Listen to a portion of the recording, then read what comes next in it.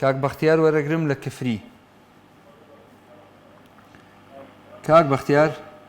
السلام عليكم ورحمة الله وعليكم وبركاته. السلام ورحمة الله وبركاته. اللهم صل على محمد وعلى آل محمد. بجيت. اللهم صل على حبيبنا محمد وعلى آل محمد. تم خوش. اللهم صل على رسولنا محمد وعلى آل محمد. سربرز بخوايا. بدايكو باوكو مالو منالو فهموا بقرباني وركيبي بقرباني في غمر جامل صلى الله عليه وسلم. هزار صلوات لديداري محمد. والله جريان انت حاليا جريان انت اخوائك كذلك. حقي خوته. حقي خوته چونك اماني.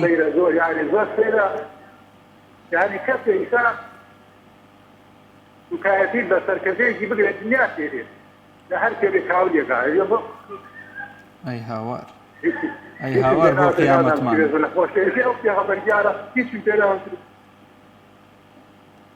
خواي جان هر کسی دژی پیغمبر صلی الله علیه و سلم اگر مای هدایتی هي قابل هدایتی هي هدایتی به اگر نه خواي جان طاقت و توانای خود لو تاقی کیتو طاقت و توانای خود من پیشان بی لو یا رب العالمین. آمين يا رب. بس وتساوي. لما أوصل ولا أو نوشام أنا هاتر يا جماعة في نشان ده. بيقوم. هاتو سير دين وديانات ما بكا هاتو سير حياة وحرمة ما بكا. آخر أمانة شو أنت أنا مشتاقك. كاك بختيار. مسلماني كالفام ونزان أشياء دنجان بيدا ئێستا حەقی پێغەمبەرە داتەوە صلی الله عليه وسلم کە لە تائیف چیان لێ کرد ناوچی حیوانیان بەسەرا کرد عەزیەتیاندا لێیاندا ڕۆحیان دەرهێنا تا ئەم پەیامە جوانەی گەیان ئێستا ئەمان ئەوە وەفاکەیانە بۆ پێغەمبەرەکەیان صلی الله عليه وسلم چون دەنگیان پێداون بۆی بچن بۆ قونسڵەی فەرەنسا بڵێن ئێمە لەگەڵ ئێوەیین پاڵپشتیتان نەکەین.